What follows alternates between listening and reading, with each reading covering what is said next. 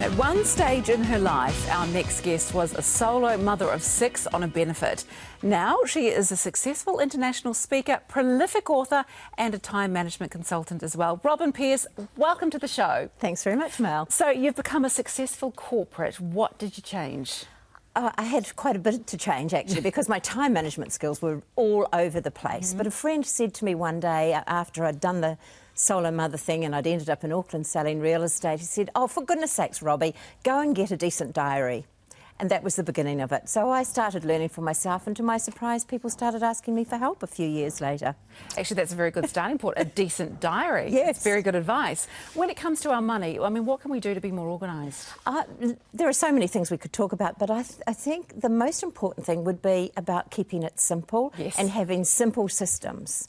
And if we can keep things just easy so that we're not making things complicated. For example, just talking to somebody very recently, and she was saying, I haven't quite had time to get to sort out my KiwiSaver yet. And it could be, in that case, as simple as putting it in the diary. Okay. So, and just a time management tip there is, for example, blocking out every week 1 or 2 things that are going to make a difference, that are appointments with ourselves. So that making time to go and see the KiwiSaver people is just one example of that. It's really good advice, because I have lots of things in my head that I think I should be doing, and they're in the back of my head, but they're not written down anywhere, and they just keep getting sort of ticked over to the next week, and they don't actually happen. Opening new bank accounts, this sort of thing. Exactly. Okay. Do you think we need to have the latest technology to keep on top of everything? No, I don't. Well, I'll answer that in 2 ways, really. There are certainly technology that can make a big difference, Mel.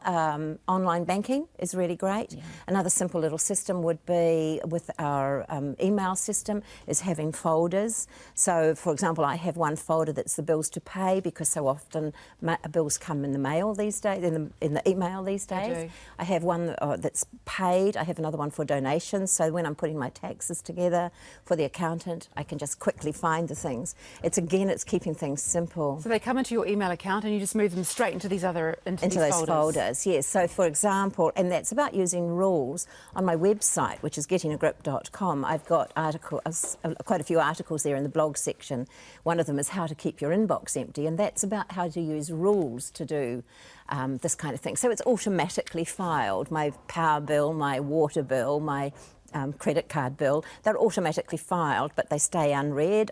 When I'm ready to pay them, I know which days I need to pay them. It's in the diary.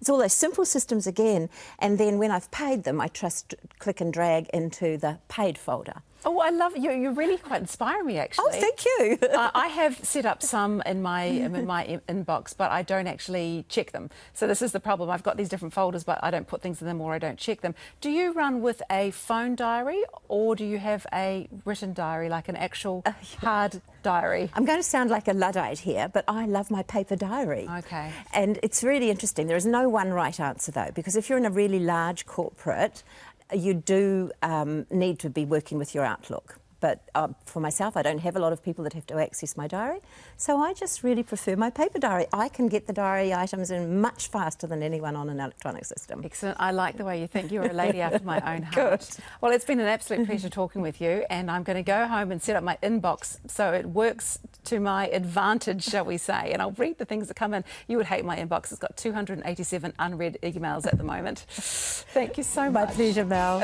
Absolute pleasure having you on the show.